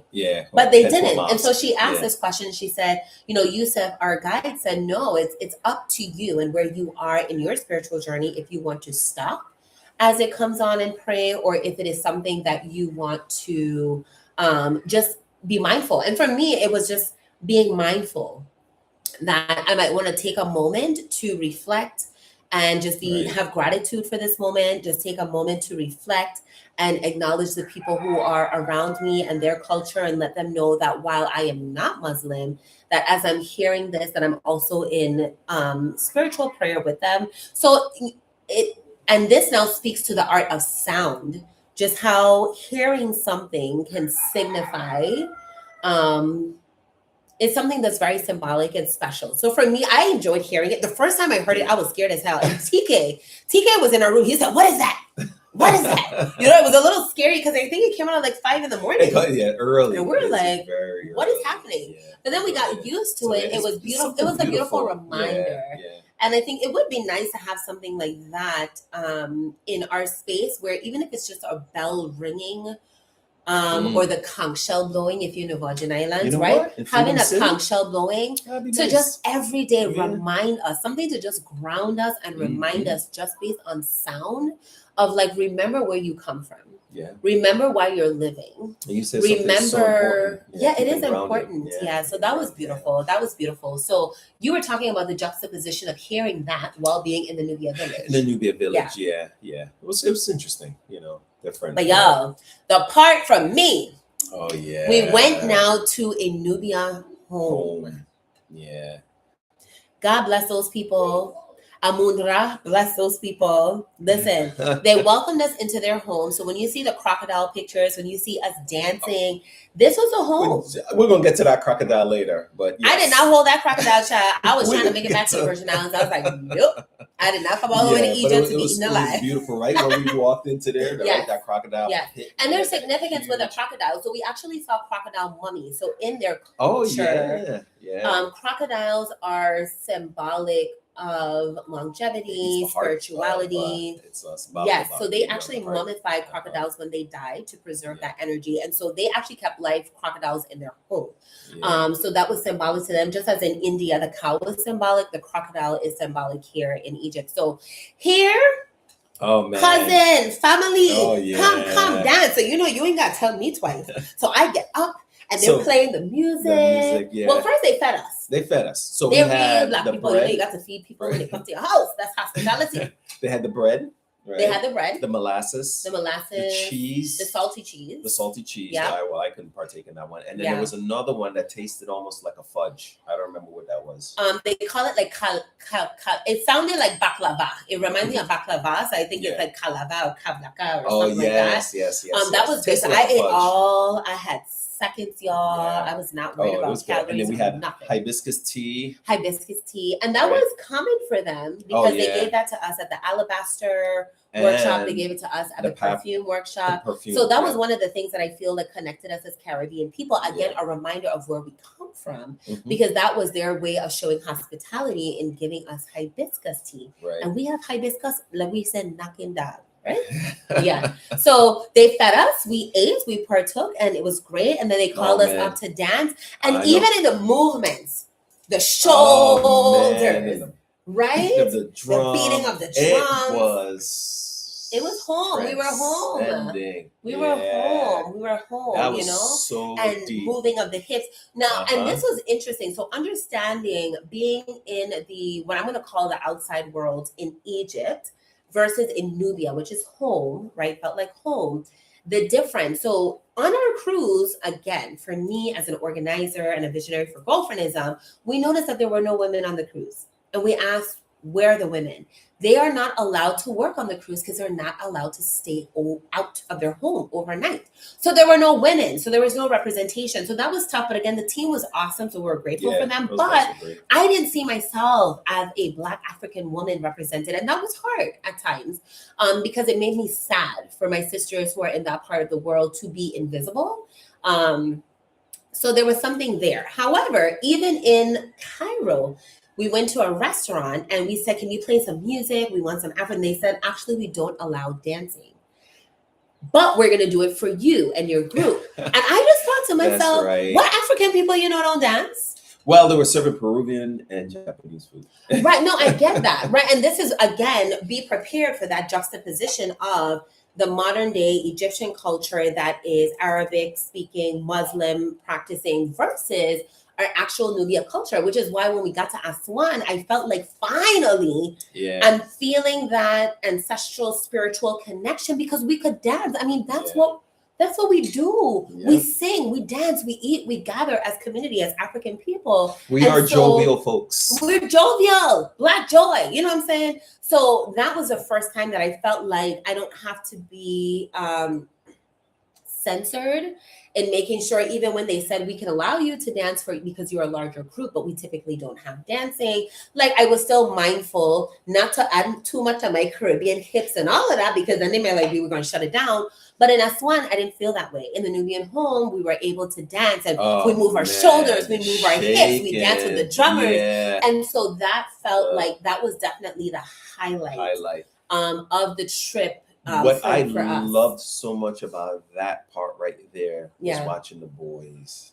Oh man, our boys. Yeah. Just getting involved in it. They were so in it. They were not censored in any way. Like, what are people gonna think? Exactly. Yeah, they felt the music. Cool. They were in it. They came out. They danced, and it was really just a communal, joyous, collective space where the oceans between us, we bridged that gap. Yeah. And I think that's the power of art and music and dance. And one of the reasons why Girlfriendism centers creatives, because we find a way to close the gaps that are between us through all of these things, right? Yeah. So that was beautiful. It's the must do. I mean, if you have to choose between the 4 cities that we visited, Cairo, Alexandria, Aswan, and Luxor, I would definitely say Aswan must be to the top of the list. And here's the thing, even if you are not of African descent, I think it's important in being in the place of ancient civilization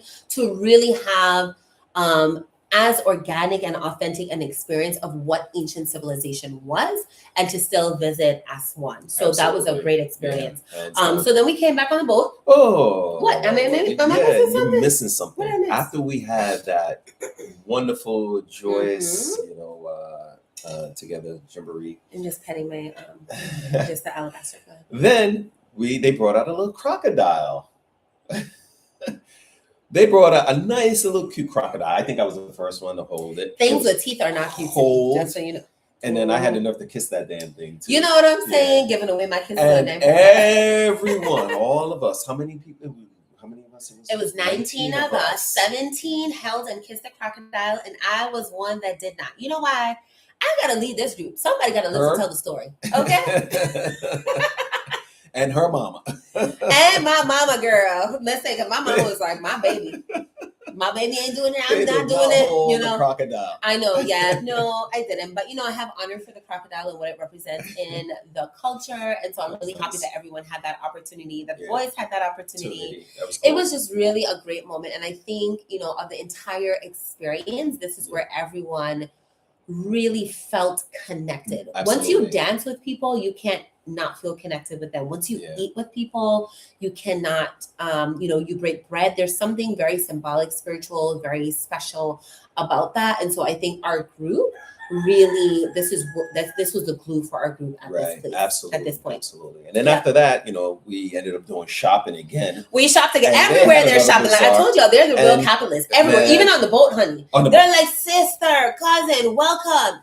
Here are all of the things that you can buy. But again, what I noticed is everywhere, everything started to look the same. So at some point, I was just like, I'm really not interested in shopping anymore unless it's something like the alabaster that is authentic and symbolic because it's, a lot of it is made in China, or it's just a lot of highly reproduced goods. And for me, I like things that are one of a kind because I'm one of a kind, darling. But can I tell you that I did get taken by my cousin in Nubia with the Galabert. So he got the authentic. Well, you go ahead, tell your story. I'm gonna see where we are in our schedule. Let me tell you. So the first thing I decided to do, I said, all right, I'm gonna get me a Galabert, which is the nice lounge, gown the Egyptian men wear. And then this guy, cousin, come on, cousin.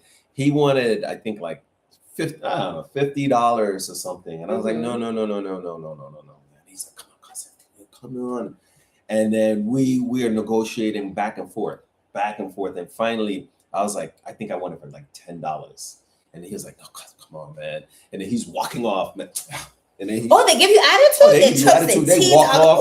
And then when you're like, fine, then they come back. Okay. I give you $10. Yeah, well, I got it for 20. I should have gotten 2 for 10. But you believe that he's actually upset that he didn't get 2 for 10? Yeah, I should have gotten 2 for 10. If you were in the U.S., you'd have done paid $200 one for TK and I, because what happened was I got thrown off a little bit in my negotiation when TK came because he had a US 20 versus the so you got confused. Pounds. And so you kind of that's why I like when it's one price.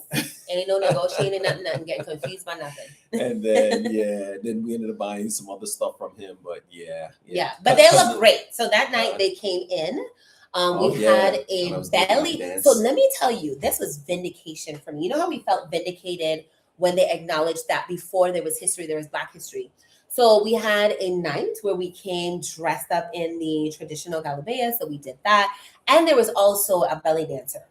Now, for those of y'all who know me, I teach belly dancing, but I call it soca shimmy. So it is as a trained dancer, because I studied dance, my blending of my education in belly dance, because I studied belly dancing for a year when I went to Hofstra University, and that's my minor, and what I have learned and also studied in Caribbean dance. So I fuse the two. Now, for those who may not know, belly dancing is also very African. It is not, most of us think that it is tied to the Middle East. It's very African. It's tied to fertility and the birthing process. So it is not indigenous to the Middle East. It is very much found in Egypt, very much found in other parts of the continent as well. So anyway, my point is I was vindicated because there was a belly dancer. Now, we had a lot of theories about this. I'm not going to get into detail about it. But what I appreciated is that, y'all, I teach a freaking world-class belly dance class. You felt vindicated. I felt vindicated. I was like, I came all the way to Egypt, and this was going to be like a major night for me as a dancer. I get to see this belly dancer. I'm going to get to learn. I'm going to get be in the place of where it started. And then she danced. And, I'm not one to criticize women, so I'm not going to say that she was bad. I'm not going to say that she wasn't entertaining. I'm not going to say that. But what I will say is that I know my shit. And if y'all have not taken a belly dance class with me, you are missing out. Okay, continue. So that was amazing. It was fun. But of course, we danced with her. We were the group, again, bringing that energy. So we were on this ship I'm going to say that. We were on a ship with people who were of Asian influence. Just different culture. different culture, different vibe. That's a good way to put it. They are, to Different me, vibe. they are very, how can I put it? They're very zip, zip, zip, zip. Yeah. No matter if you're there, they're just gonna zip in front of you.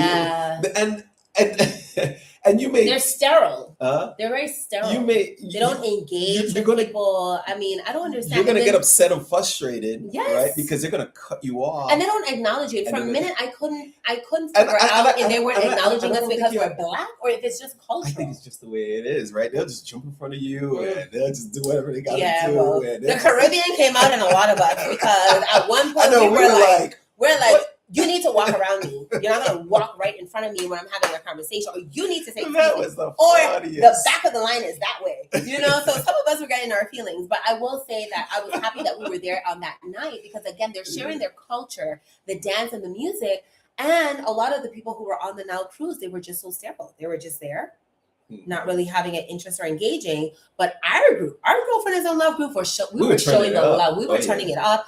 They wanted us at every single part because we would dance, we would sing, we were open. They even had us on to a takeover. They had us featured on the Nile River cruise for 4 days. That's how lit it was, okay? Because they were like, this is the group that you want to be traveling with. And again, I think it speaks to whenever you're traveling to a place, embrace that culture, right? Don't expect what you have left to be in this place. That's the reason of traveling to another place, is embracing a different language, different food, different culture, different ways of being. And so that was a beautiful thing for us to experience that. And a beautiful thing for me as a dancer to be able to dance with a belly dancer from Egypt.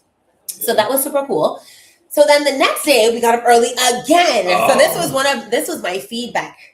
So future retreats, our retreats locally versus internationally are very different. Our local retreats are very much grounded in rest, in healing, in that deep connection, and being very still, very present. Our retreats abroad are trips where we want to get in as much as possible, learn as much as possible, experience as much as possible. So it's a high energy piece.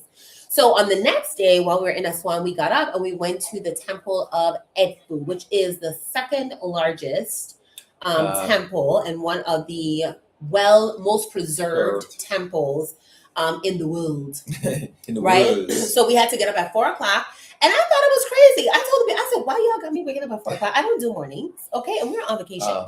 But once we got there, we understood because the people were lined up. Oh my gosh, the horse and carriage. So we did the horse and carriage. Yeah. That was an experience as well. Going through that city again, which was another very urban. It was urban. Busy, what I was disappointed is we're on the way to one of the wonders of the world. And it was just not clean. It was just not. I wanted more. I want more to honor the temples. I want more to honor this ancient civilization, the history, and the way going to it. Like there was just a lot of trash. It was just, the road I think was a dirt road, which I guess is fine, right? But it wasn't developed at all. And even if it wasn't developed, it just wasn't kept or cared for. And I felt like downtown Manhattan back in the 80s. Yeah. So that was a little disappointing. But the horse carriage is definitely fun. So, we all enjoyed being on the horse ride. Again, they want their tip. They want their money. So we didn't give them the tip until on the way back, because then they would leave our ass in Edfu, child, because they're like, well, we got your money, we got it. So again, go very back for the capitalist. Next fair. Yeah, very capitalist. But we enjoyed Edfu. I mean, again, seeing the amount of hieroglyphics that you see and the ability to translate, because literally that's what our guide is doing for us. They're translating. So you're seeing all of these images, you're seeing all of these symbols, but we don't necessarily know what that means. And so they're able to translate that. You see this headpiece, this is what this means. You see this stick facing this way, this is what this means. That's how we know that this image was a god, because you see this. So they were able to dissect everything down to what a god was wearing. And this is why fashion tells a story. Your style tells a story. So 4,000 years later, we can look at these hieroglyphics and say, this was a god, this was a king, this was a queen, this is them giving birth, this is the passing of one throne to the next. And they were able to translate all of that. And it was just amazing to see that in real time, and just amazing to think that the preservation of this story Like when we think about what the hell are we doing with our lives and what are we doing to preserve our story? What are we doing to say that we walked this earth? What are we doing so that 7, 8, 9, 10 generations from now, people can say, my great grandmother, Kanumra Amenja, or my great grandfather, Sean Williams. They walk this earth, and this is how we know, because this is the image that's tied to their story. It's powerful. G-Love, you know what I'm saying? So that is powerful. And so it made me think also, as a visionary, as a creative, as an artist, how can I document our journeys more? How can we create more art? How can we take more photographs, take more videos, so that the story that we are telling in this life, that it continues on to generations to come. So those who are coming from our lineage, our children's children, and just from the diaspora all together can know that great people walked before and walked the path and paved the way. So that was really powerful to be in EdFu. Yeah, EdFu was right. Yeah, EdFu was nice. Yeah. It was a lot of people. It was a lot of people. Yeah, definitely a lot of people, but it was worth it. It was worth it. Yeah. We had some beautiful pictures from the, like I said, the hieroglyphs, and which I learned, like even, I always knew the word hieroglyph was not, the indigenous name. It was not the indigenous name. Or even the name cartouche, which I didn't realize, which was French, Yes. Inside. So it was good to learn that while you're there. Absolutely. The origins, where the origins of all of these things come from. So then after we did EdFu, I think we went back on the boat, and that's where we actually sailed. So we had a day at sail. So what was interesting was being on a cruise that wasn't cruising. So like the first day we were on the cruise, but we weren't actually cruising, and none of the cruises were. They don't cruise at night, and they bunch. It was like so you would walk through 5 or 6 different cruises before you got to yours. Yeah. And so this is how I knew ours was vintage, because I was walking through some other cruises, and I was like, I want to be on this cruise, but it was really cool. And then again, once you're sailing on the Nile, it's just so picturesque. You're seeing that sunset. The lock was amazing. So there's also a lock in Panama, where they wanted to bring us from the Nile River to the other man-made largest river, right? So they had to take us from one level of sea to another. So they actually, you're coming in with these other cruises, and there's a lock. The water reduces, so you're coming down on the cruise, getting to the level of the waters that you're going into, and then you sail off. So that was cool. And you got a wonderful footage of. I got footage. So I was recording in the lock, right, and the gates. I'm going to post this also, not knowing that I was recording a cat that was jumping from one side of the lock. So these gates are opening like gates, this, right? And there was a cat that actually jumped from one end to the next. So I didn't even know that I was recording it, but we got that footage, so we'll share that too. So that was kind of cool. And then the merchants, the guys selling. Coming up to the boat. When I tell y'all, they define what capitalist society is. Okay, they know what a hustle culture is. So we're on the cruise, we're cruising, we're looking at the view, we're enjoying all of this, soaking it all in. And then these little boats coming up on the side. Brown sugar. Habibi. I got towel. How much in whatever Egyptian pound? How much Egyptian pound? And what they do is they throw it to you. So even though we're like 5, 6, 7 stories high, they throw it to you. Yeah. And they're masters at this. So they're throwing it to you. I know that. You throw down the money. They could be quarterbacks. Yes. I mean, because literally, I was like, how is he going to get this? How are they doing it? And literally, he had it in a box where I could just they get it to you. So they are hustling down to the very end. And then you take the money, you wrap it up, and you throw it back down at that. So listen, when we think we out here hustling and working hard, no, we ain't. And I was like, it's so funny because girlfriendism is all about wellness and rest and taking time for yourself. And these people, listen, they were little kids up at 4:00 in the morning hustling. Oh my God. Okay. Yeah. And that was beautiful for my children to see. I think how good they have it. Like at 4:00 in the morning, you are just starting your second win and getting into your drooling and your snoring. Yeah. And these kids are out here and they're hustling. And sometimes they're hustling because that's the only money they're going to get to eat. So, that was good for them to have exposure to that. And I'll probably see if I can get through an interview with them, just so you can get the perspective of Egypt from children as well. They grew on that trip. They matured. They really matured. They handled themselves very well. They did. They adjusted to our group well, so we didn't have to be around them. I mean, the village came alive because I was constantly, where's Canoe? Where's TK? I got them to the aunties and the uncles. Shout out to them. Yeah, shout out. Everybody had them, but they were also socializing with each person, so we're able to see their growth. They were on the bus doing their own thing on the bus. They were connecting with everybody in their own way. They didn't need to be under us. They were having dinner in different tables. Yeah, so that was beautiful to see. So we really love that. And so once we got finished with sailing, so now we have like 2 days left on the trip. So we're almost there, y'all. You see, there's so much to share. We're just sharing highlights, and it's going to be 2 hours. But we're going to chop this up and share highlights with the videos and pictures and views so you can get that full-on experience. But after we did Efu, after we sailed, then the next day, we got into Luxor. Oh, Luxor. Y'all, I wish I had more time in Luxor. We get to Luxor. So now remember, Aswan is cultural. It's beautiful, but very militant. Alexandria was the hood, y'all. And then we're sailing, and then we get to Luxor, and really Luxor is more Luxor, right? Yeah, so it's a little bit more modern. We get there, and we get up early now. 3 or 4 or 5 in the morning. Again, these early mornings, and I'm not a morning person, but it was worth it. So we get up super early. We're getting off of our boat onto these little like mini, not canoes. They're not canoes, but these small little boats. Yeah. We're sailing to where we're sailing. It's dark outside. We're all cold. We're like, oh my God. Yeah. We get off, and now we're going horrible to our coffee. hot air. The coffee was terrible. But it tasted good. But you know what? I appreciated it though. Right. It was the hospitality of it. Yeah. You just know it wasn't good coffee, but hey, it was coffee. But it worked for the time.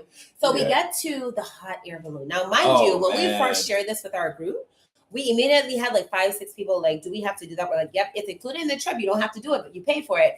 Then we had some that were like, nope, we're not doing this. We don't like heights. But then we decided we muster up the energy, right? Because now we're on this journey for 9 days. We got each other. We're family now, right? And mind you, it's just not us. It's just a whole bunch of people. A whole bunch of balloons, right? Oh, so there's the buses, the people. They're firing up the balloons. There are young kids out there. They're hustling. They're selling. It's so much going on at 5 in the morning. And you got to pay to pee because, a lot of us are nervous to go on this damn hot air balloon. And, we saw those guys smoking hookahs. And all of this happening in the dark. Right? So it was amazing. And so we get there. They're taking video of us. So we actually had a videographer who followed us for a good portion of the trip. So we'll share that as well. And we got there, and I'm thinking it's like 3 to 4 people to a basket. They're like, no, the baskets can fill like up to 30 people, 20 to 30. So your entire group is going in one air balloon. And I'm thinking to myself, like shout out to, what was his name? Captain Sam. He was amazing. He was good. He was actually a pilot. He was good. Yeah, he was really good. So the 2 things that really bog me, it's flights, like flying. Like, how the hell does this monstrosity of metal hold itself up in the air? And then this hot air balloon, like 20 of us, and we got hips, we got, you know what I'm saying? Hips don't lie. We got some, we got some weight. And I'm like, oh my God, this thing is going to carry us up. So we go in, we're climbing in. That was an adventure in itself. Okay. Those of us who were not flexible are now flexible. Those of us who did not lift up our leg in a long time have lifted up our legs. We did what we had to do to get into the basket. I know we hear mommy over there cracking up because she knows she was one of them, right? And so because it's this deep basket, so you have to climb up and you get into it. And so we're doing it, and it's just beautiful because now we start to take off, and it's such a nice glide. Like, the first thing I enjoyed was just listening, that feeling of power, right? From the fire. I don't like fire. The Queen Mary and me found a way to get through it, but I don't like heat. I don't like that power, man. It scares me, but it was amazing. Hot. Yeah. And it was cold and hot at the same time. Right? Yes. And that thing's just firing up, and that balloon is just Y'all, should I tell him? Okay, I won't embarrass. He gets a Woody anytime he gets something with power. He hears a fire. He hears a car going. He's like, That's I love it.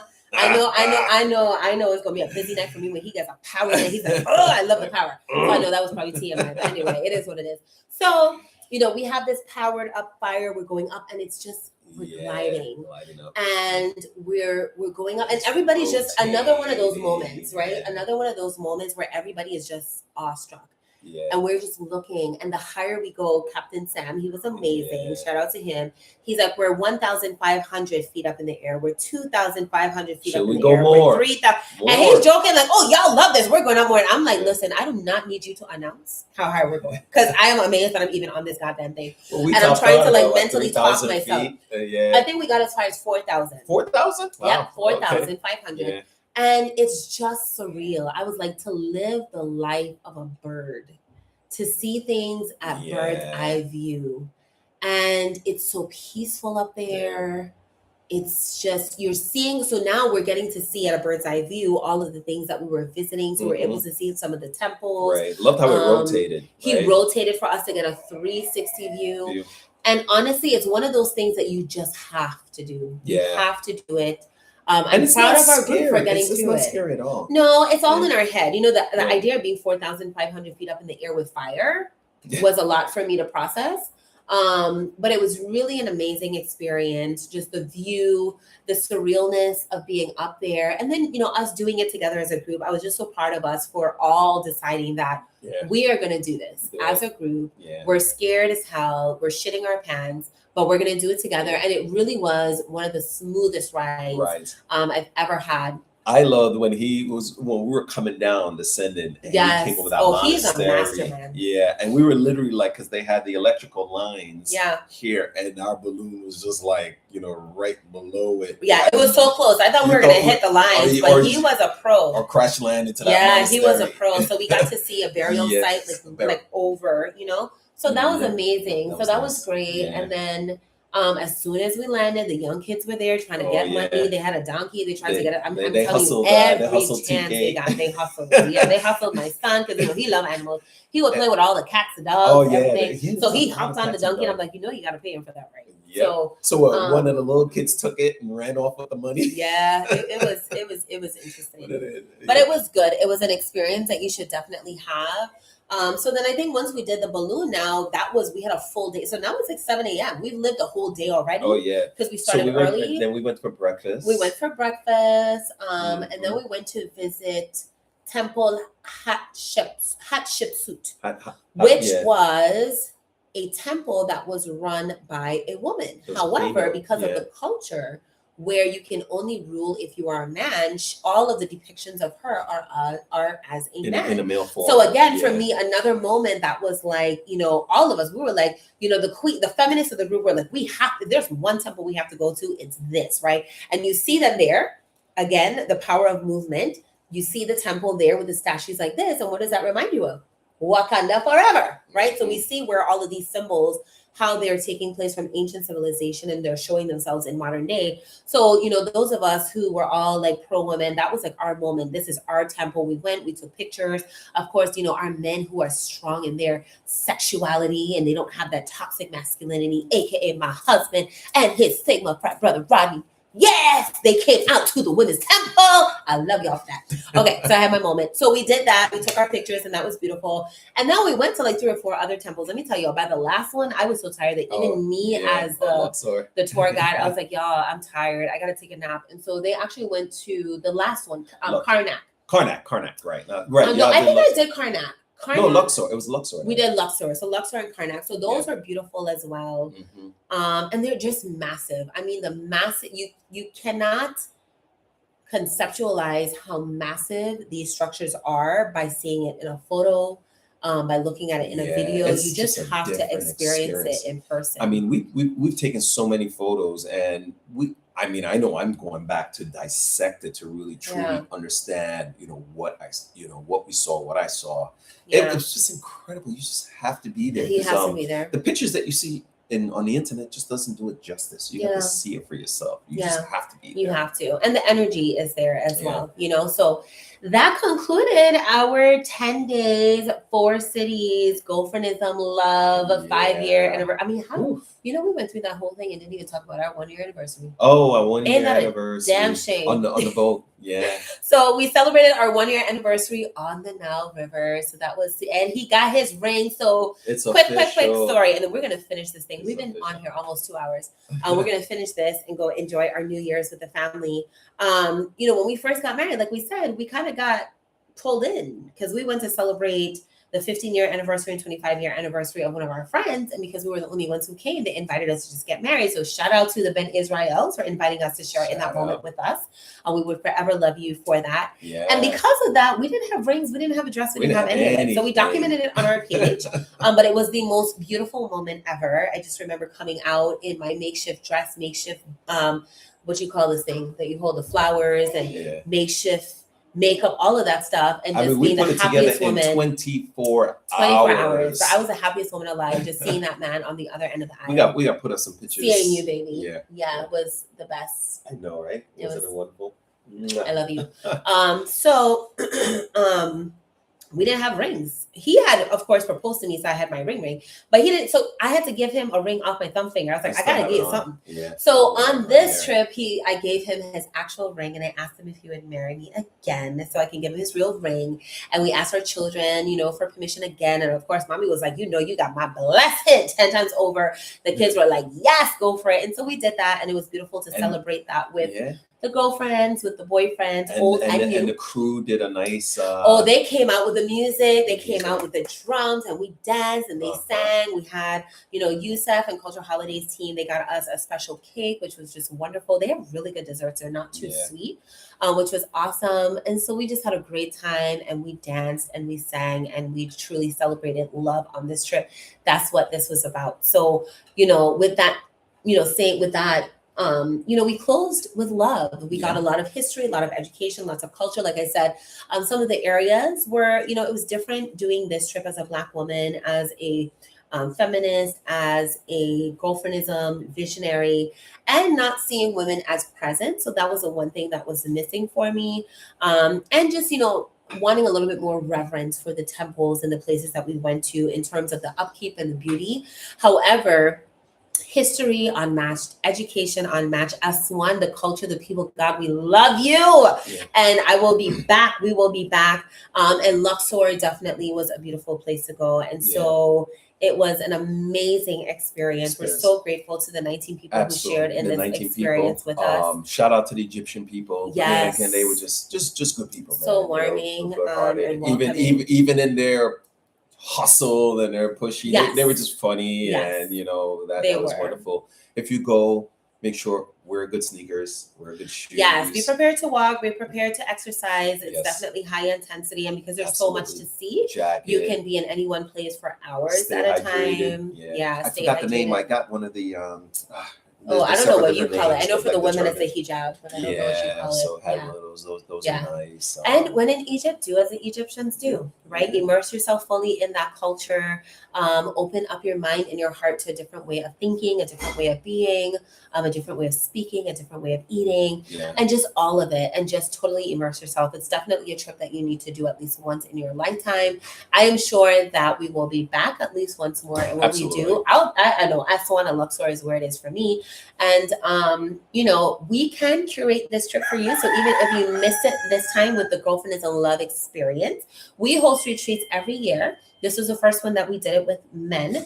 However, if you follow us on our girlfriendism.com site, you can get access to our retreat dates. The next one will be in St. Croix, U.S. Virgin Islands. If you want to come and get your island vibe on, you want to definitely join us. The man, right? However, also as, we have Girlfriendism Travel, we can also curate this experience for you and your girlfriends or you and your family or whatever experience you want to create. We can definitely make that possible for you. So you can just reach out to us at support@girlfriendism.com. You can send us a message. But for now, leave the comments in this video. We're going to call it a day, y'all, and go ahead and enjoy the rest of this Happy New Year. This 2026 with family and loved ones, because that's what's important. If nothing else, ancient civilization has taught us that as a people, we are capable of anything that we put our mind to. We are capable of love, and I love you, baby. I love you. Yes. So we're so happy that we're able to share this experience. And I just want to say one final thing. I just want to say, right? And I know you just did a wonderful closing remark, but we're not hoteps, just so you know. I mean, we're following the ancient Kemetic spirituality, we appreciate ancient Egypt and stuff like that, but we're not hoteps. So just remember that. Just remember that.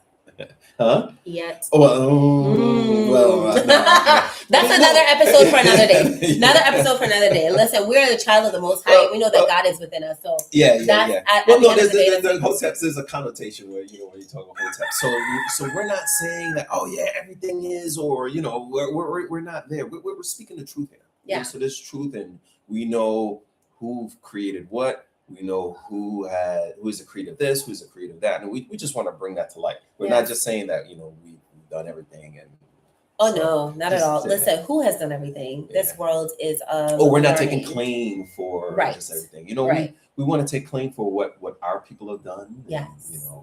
And what other people have done. Take a claim. We just want to set it out there. So, and we know that before any other history, it was Black history. Yeah. So, I mean, that may sound a little hotep, but y'all, we're going to call it a day. It has been real. It has been great. We hope that this has been informative, that you learned a lot about Egypt, that you learned a lot about us, and learned a lot about Girlfriendism in the process. So, of course, please stay connected with us. Subscribe to girlfriendism.com. I'm really excited because I'm going to be preparing to do some other lives about our Girlfriendism Global Pledge. And if you are a girlfriend, if you want to take that pledge, really find out what it means to become a girlfriend. I'm going to be doing a live about that soon, so definitely stay tuned. But until then, have a wonderful new year, an amazing 2026, and do all things in love and liberation. Love you guys. Bye. Yay!